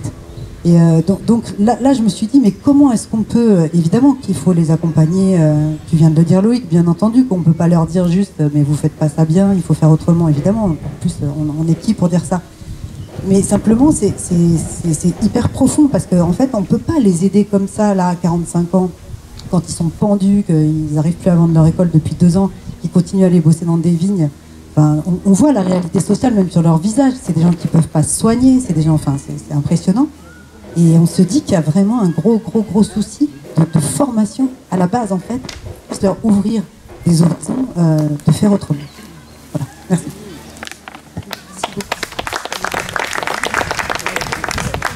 Ok, je laisse compléter. Bon, très rapidement, moi je voudrais faire le lien entre ce que tu disais tout à l'heure Stéphane et puis votre intervention sur la formation. Il y a beaucoup de paysans qui vont partir à la retraite. Alors ça peut être un problème par rapport à l'objectif de production, mais faisons en sorte que ce soit une opportunité. C'est-à-dire que ceux qui sont en place aujourd'hui et qui sont endettés jusqu'au bout, ceux-là, ça va être très difficile de leur faire changer leur pratique. En plus, ils ont un bagage technique qui est sur des méthodes agricoles dont on aimerait se passer, parce que moi je tiens au bio. Et donc du coup, la question du lien, c'est d'installer des nouveaux et de savoir comment est-ce qu'on est en mesure de pouvoir proposer une formation qui permette justement de faire l'agriculture de demain. Juste, je voudrais rajouter, j'ai beaucoup parlé, mais j'ai oublié de dire un truc, c'est la valorisation de l'enseignement technique. C'est un vrai problème dans notre société. Voilà, la table ronde juste avant, il parlait justement des réformes dans les lycées techniques. Alors, pas brillant. Je voudrais dire quelque chose à ce Oui, bon alors vas-y. Moi j'ai travaillé 30 ans en lycée agricole public, je précise. Et quand j'ai commencé en lycée agricole public, il y a 30 ans, il y avait 65% des élèves, les flux d'élèves qui allaient dans les lycées agricoles publics. Maintenant, il n'y en a plus que 30%. Pourquoi? Parce qu'il y a eu des politiques publiques qui visaient à favoriser l'enseignement privé et pas l'enseignement public. Bon, ça c'est peut-être un détail. Il y a encore un autre détail qui est intéressant, c'est que j'étais encore en activité enseignant, et responsabilité syndicale, et quand il y a un ministre, c'était François Hollande, je crois, le ministre, c'était Le Foll, quand il a dit il faut que les exploitations agricoles des lycées publics commencent à faire du bio. Voilà, parce que jusque-là, l'enseignement, c'était l'enseignement qui était tourné uniquement sur les intrants, des labourages à 1 mètre, enfin bref, je vous passe le détail. Et la monoculture intensive, etc. etc. Bon, donc d'abord les directeurs d'établissement, ils ont commencé à dire avec quoi on va plus mettre de l'engrais. alors les chefs d'exploitation, ils ont dit ben oui, il va falloir commencer à réfléchir, à faire du compost, à faire de la permaculture, etc. Je vous parle de ça il y a une bonne dizaine d'années. Et quand on avait en face de nous l'enseignement privé qui disait nous on ne veut pas entendre parler de ça, nous on continue le labour intensif et tout ça, la monoculture, et on continue parce que de toute façon on n'a pas le choix. Donc eux, ils ont eu l'autorisation de continuer les formations, des formations qui étaient basées sur cette agriculture intensive, etc. Et je ne sais pas où ça en est maintenant, parce que j'ai un peu décroché, mais il me semble qu'il y avait un tournant là qui aurait pu être fait, qui n'a pas été fait. Et effectivement, maintenant, on se retrouve dans une situation où, dans l'enseignement agricole public, il n'y a pas assez d'élèves qui veulent, qui ont la formation. On n'a pas été assez encouragés. Et donc maintenant, effectivement, on se retrouve devant une sorte de mur. Hein, voilà. Et il faudrait revenir un petit peu en arrière, effectivement. Parce que les maisons familiales et rurales n'ont pas d'exploitation attachée. Pour pouvoir expérimenter, faire une véritable formation dans les maisons familiales et rurales, les élèves qui font des stages chez des agriculteurs privés. Enfin, il n'y a pas d'exploitation attachée au lycée agricole qui permet justement de travailler sur des nouvelles formes de former des agriculteurs et de travailler sur des nouvelles formes d'exploitation. Par exemple, la permaculture. Voilà. C'était une observation que je voulais faire. Donc c'est une véritable révolution qu'il faut faire au niveau de la formation si on veut vraiment avoir des agriculteurs qui, dans les prochaines années, qui vont pouvoir avoir la formation. C'est pas effectivement à 45 ans ou à 50 ans qu'on va se former à l'agriculture biologique. Surtout les agriculteurs qui sont pendus, comme vous dites, par des... Voilà. Bon. Voilà.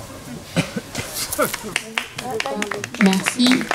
Donc, comment accompagner les agriculteurs actuels et comment revaloriser le métier de paysan et quid de la formation? Non, moi je voulais intervenir sur la question du désarroi oui, je sais qui vient de parler de ça, du désarroi des agriculteurs. Le problème aujourd'hui, c'est que la profession, elle est dans le déni. Nous, ça fait 5 ans ou 6 ans qu'on dit qu'il y a toute une partie de la production viticole qui n'a plus de débouchés. Et on a des instances professionnelles qui disent mais non, ça va repartir, vous inquiétez pas, etc. Alors que de toute évidence, l'importance du vin dans la consommation courante, elle a baissé. Donc, je veux dire, c'est une évidence. Et il faut avoir le courage de dire en face aux gens, non, ça c'est terminé, ou alors il faudra supprimer une partie des surfaces, etc. Ce que finalement, on arrive à discuter en dehors des structures officielles. Hein, parce que moi, je fais aussi partie du collectif là, qui se bat pour l'arrachage. Voilà, le problème, c'est qu'on a un système institutionnel qui est complètement verrouillé et fossilisé, quoi. Voilà, les fossiles dans l'énergie. Voilà, ça c'est une première chose. Après, sur l'enseignement agricole, moi je suis un peu plus mitigé, hein, parce que j'ai fait mon BTA dans un truc officiel. J'ai appris toutes les molécules contre lesquelles je me bats aujourd'hui, alors qu'il y avait des fois des trucs privés, même les MFR, où il y avait des options quand même plus bio, plus tout ce que tu veux, que dans certains trucs officiels vraiment tenus par la profession agricole. Hein. Voilà. Donc aujourd'hui, le problème, c'est quand même de savoir si l'État continue à soutenir aveuglément la FNSEA avec toutes ces métastases dans le crédit agricole, dans la formation, dans tout ça, quoi, hein. C'est ça le souci, quoi, hein. Voilà. Il y a un cancer, c'est Bayer. Voilà. Pas seulement, malheureusement. Dominique ? Oui, je crois qu'on n'avance pas assez vite dans tous les, dans toutes les échelles. Et c'est vrai qu'au niveau de la formation, il y a eu quand même des évolutions, mais ce sont des évolutions qui sont trop lentes par rapport aussi aux défis qui nous attendent et avec encore un certain nombre de freins pour avancer plus vite. Bon, et ça, on le retrouve dans la formation, on le retrouve dans la profession. Et après, on n'a pas parlé d'un échelon, mais qui est quand même un échelon de combat important, c'est l'échelle européenne. Parce que, quelque part, la PAC aussi induit des orientations. Et c'est vrai qu'on peut se battre à l'échelon national, on peut aussi avoir des rustines départementales, parce que, enfin, il faut être assez conscient du travail que l'on fait. Nous, c'est un travail qui est très limité aussi, mais parce que, de fait aussi, on est sur une compétence que l'on veut bien embrasser de manière volontaire, mais qui est plutôt assumée par la région en tant que telle ici, et puis effectivement par les politiques nationales et par la PAC. Donc la semaine prochaine, d'ailleurs avec Stéphane, on sera sur Bruxelles.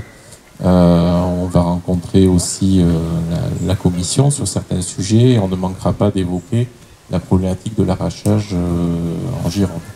Mais c'est vrai qu'il faut pas oublier, c'est-à-dire il y a des combats partout, du local jusqu'au niveau européen.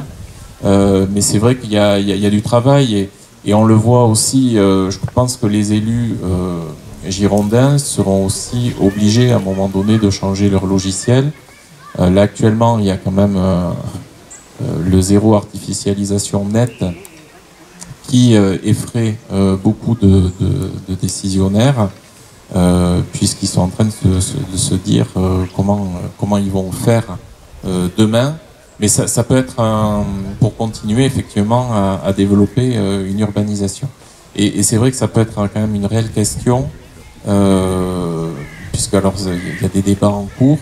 Alors c'est vrai que c'est un peu en marge de nos questions agricoles, mais pas tant que ça.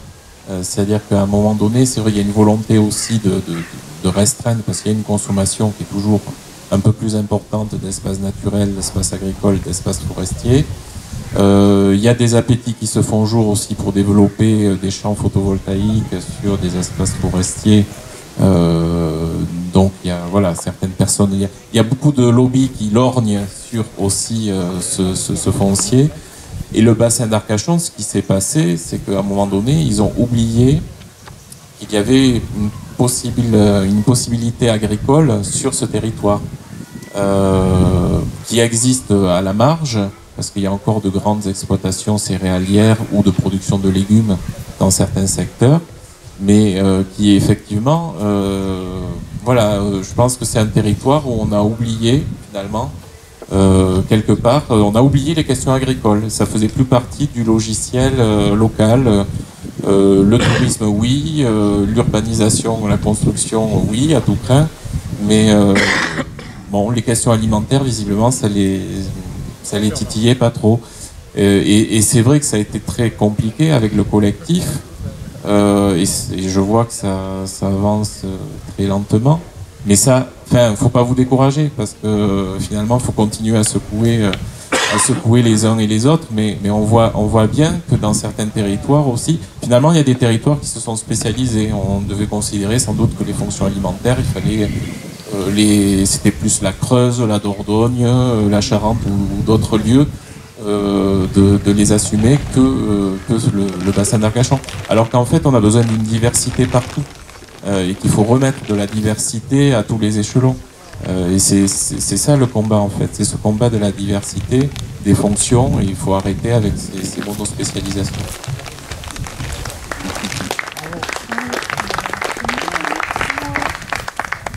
Je voudrais répondre au bonheur du paysan en complétant mon propos sur le statut et le nouveau régime de propriété qu'on propose. J'ai oublié de dire que du fait du transfert de propriété, la propriété d'usage est donc plus lucrative, plus le fait de ne plus posséder sa terre et qu'elle soit possédée par la caisse, elle vous libère aussi d'avoir à acheter cette terre. C'est-à-dire c'est la caisse qui, avec le montant le prélèvement de cotisation, va payer la terre, va payer l'investissement. Je vais vous le dire, c'est quand même fondamental. On considère aussi que, du point de vue du travail, il est complètement absurde de s'endetter pour travailler. C'est votre travail, que l'avance soit faite par subvention ou par le crédit. C'est le travail qui va être produit, qui va payer, qui va se mettre en face, qui va donner un sens à l'avance monétaire. Donc de notre point de vue, il n'y a que le travail qui produit la valeur, donc il faut arriver à faire entrer dans les têtes que s'endetter est une absurdité, alors que c'est complètement naturalisé. Je trouve ça complètement normal. Et en fait, non. Ça n'a finalement pas de sens en fait. On vous prête, on vous a déjà piqué pour vous prêter, et ensuite on vous repique encore. En fait, c'est vous qui remboursez votre dette. À toutes les générations, voilà. Donc on propose de libérer les producteurs de toute la branche, donc en particulier les agriculteurs, du crédit, du poids de la dette. Ça doit contribuer à les rendre un peu plus heureux. Et l'autre chose que je voulais dire, tout à fait d'accord sur l'accent que vous mettez sur la formation, c'est primordial. D'ailleurs, l'initiative dans l'école de développer dans les écoles primaires ce goût de la chose alimentaire, du produit sain, etc. Vous formez les futures générations de mangeurs qui vont peut-être être plus enclins à défendre un tel projet. Donc ça, c'est vraiment fondamental. Sur le désarroi des AMAP et puis des projets qui se montent pas, je sais pas, j'ai envie de dire accrochez-vous, et puis sinon vous pouvez militer pour ça en fait, parce que vous arrivez au point où vous faites partie de tous ces gens qui sont complètement nécessaires et en mode révolutionnaire, qui sont qui disent mais on va essayer de produire autrement cette nourriture là. Vous êtes déjà en rupture avec le système, vous cherchez à faire dans votre coin, sur votre petite parcelle ou sur votre petit, alors qui des œufs, qui des poules, etc. Et tout ça est complètement nécessaire, mais en même temps complètement insuffisant, puisque c'est de la poussière en fait de révolution, on va dire, et ça reste soit marginal, soit si jamais ça marche, alors il y a une entité capitaliste qui vient, qui met un gros chèque sur la table, et là il faut vraiment être super militant pour pas craquer, quoi. Donc en permanence, le capital il va essayer de vous récupérer ou de vous marginaliser. Et du coup, c'est bien pour ça qu'on insiste, la réponse à ça, c'est un projet macroéconomique global qui vient adhérer toutes ces poussières-là pour en faire quelque chose qui renverse la table. Voilà, j'avais un truc à dire, j'ai oublié.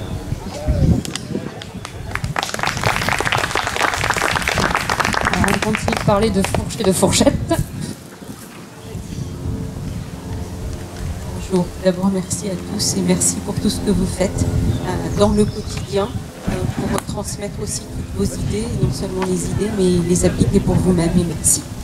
Je voudrais savoir, puisqu'on est en train de parler au niveau européen et peut-être un peu au-delà, où en sont les accords de libre-échange, puisque nous parlons donc d'alimentation la plus saine possible. Alors certes, avec le label bio, je regrette beaucoup d'ailleurs qu'il faille un label pour avoir une agriculture saine à manger. Dommage que ce soit plutôt ceux qui nous mettent des produits qui sont délétères pour notre santé qui ne paient pas. Voilà. Je ne sais pas si je me fais vraiment comprendre. Je regrette vraiment qu'il y ait des labels que les agriculteurs bio doivent payer eux-mêmes et quel coût, etc.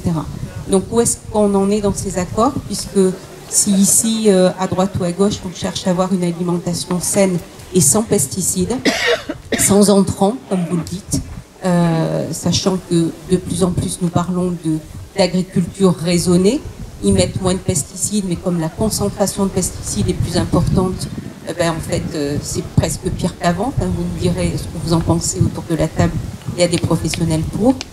Mais où est-ce qu'on en est dans ces accords? J'en entends plus parler, parce que c'est aussi un désastre, je pense, pour nous dans la qualité de nos assiettes. Merci. Merci. Est-ce qu'il y a une autre intervention encore publique?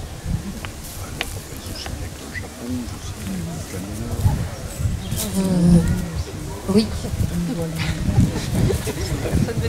Tout le monde se retourne, c'est la question piège. Ils ont été, sans être ratifiés, mis en œuvre, notamment le CETA. C'était une bataille en 2018 qu'on avait portée au Parlement. ça a été mis en œuvre. Et là, je crois qu'on arrive au terme de la période où il y avait cette première mise en œuvre sans ratification. Et je crois que ça arrive dans les prochaines semaines au niveau du Parlement, où ils vont nous demander, pour le coup, de finir de signer le chèque qu'ils ont déjà débité depuis 4 ans. Donc, en fait, rien de neuf sous le soleil. Depuis, quand même, il y a eu, pour le coup, une prise de conscience, je vais dire enfin, du monde agricole, même les plus dogmatiques sur l'économie de marché, qui se sont aperçus que finalement, se prendre la concurrence de l'agriculture de l'autre bout de la planète, sans normes sociales ni environnementales, pouvait porter un préjudice assez important à leur propre production.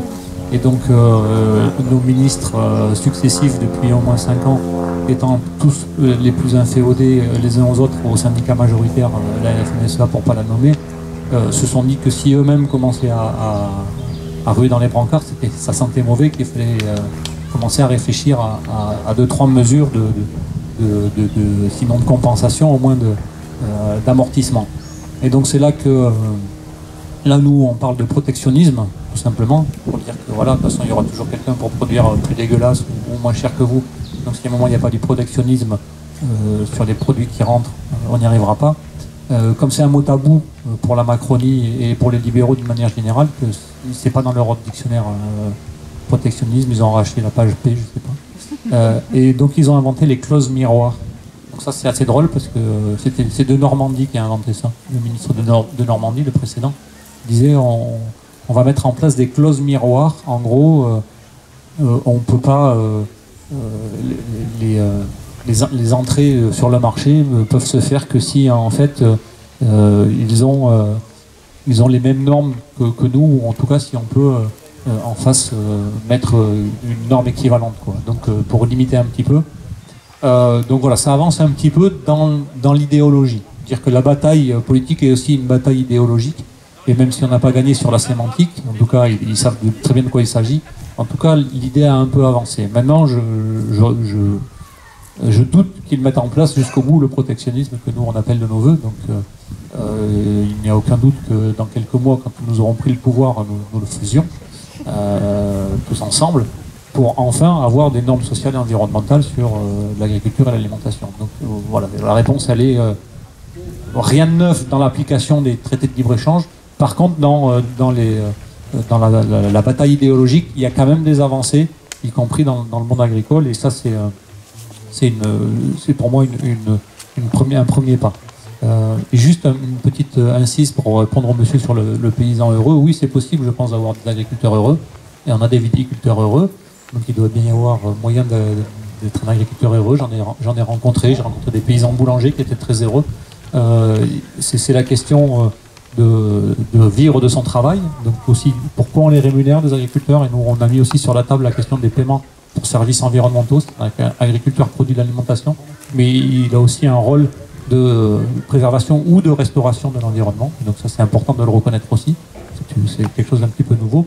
Et puis sur les surfaces d'installation, il y a aujourd'hui des SMI, je crois, mais c'est Dominique, tu pourrais savoir ça mieux que moi. Je crois qu'il y a des surfaces minimum d'installation aujourd'hui auprès de la SAFER, mais qui sont des trucs un peu, on parlait de fossiles tout à l'heure, mais c'est un peu fossilisé parce qu'ils ont pas pris en compte qu'aujourd'hui il y a de nouvelles formes d'agriculture. On parlait d'agroforesterie, de permaculture, qui permettent parfois d'avoir des revenus qui permettent de faire vivre 1 ou 2 actifs sur des surfaces très réduites. Voilà. Typiquement, moi j'ai vu des paysans boulangers qui, avec quelques dizaines d'hectares, faisaient vivre 2 actifs et demi, voilà, 2,5 ETP. Voilà, ça dépend des modes de production, donc il n'y a pas de réponse absolue sur ça, si ce n'est que oui, il faut faire évoluer ces SMI. Je crois que c'est SMI, hein, le terme. Mais je crois aussi que pour être reconnu pour agriculteur. Mais si tu n'es pas reconnu comme agriculteur, je pense que du coup tu es barré aussi au niveau de la SAFER. C'est un peu en cascade du coup, tu vois. Pour le coup, tu n'es pas cotisant MSA, donc tu n'es pas considéré comme étant agriculteur et tu ne peux pas avoir accès au foncier agricole. Donc voilà, il y a quand même une surface minimum d'installation. Oui. Non, c'est ça. Oui, c'est un ancien paysan boulanger. Tu ne peux pas avoir droit avec la SAFER non plus. Non. Pas considéré. Non, oui, c'est ça. Tu rentres pas dans les cases et donc tu es barré. Voilà. Est-ce que le public a encore envie de poser des questions? Il reste 5 minutes. Où je crois qu'on a fait le tour de la table. Bien écoutez, merci infiniment, merci aux invités. C'était très riche, très intéressant. Et voilà, je crois que la santé et l'avenir se jouent dans nos assiettes. Et voilà. Et juste le mot de la fin, il y en a, je ne sais plus qui a dit ça, c'est manger, c'est voter. Donc vous votez 3 fois par jour.